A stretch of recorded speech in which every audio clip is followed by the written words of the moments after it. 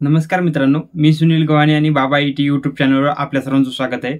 तर मित्रांनो, देशामध्ये आता स्टेबल सरकार स्थापन झालेलं आहे आणि पुन्हा एकदा एनडीए सरकारला बहुमत मिळालेलं आहे आणि पंतप्रधान नरेंद्र मोदी झालेले आहेत। तर मित्रांनो, या पार्श्वभूमीवर शेतकऱ्यांच्या माध्यमातून विचारणा केली जात होती की पीएम किसान योजनेचे हप्ते पहिल्यासारखे सुरळीत चालू राहतील का, तसेच चालू राहतील तर येणारा 17वा हप्ता किती तारखेपर्यंत शेतकऱ्यांना मिळू शकतो। तर त्या संबंधित मित्रांनो हे अपडेट आहे।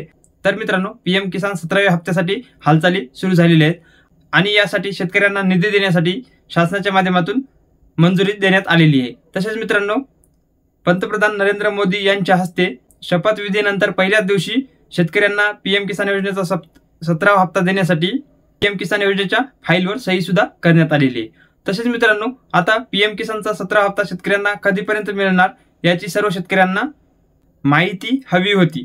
त्यासाठी मित्रांनो आज आपण हे अपडेट आणलेले आहे।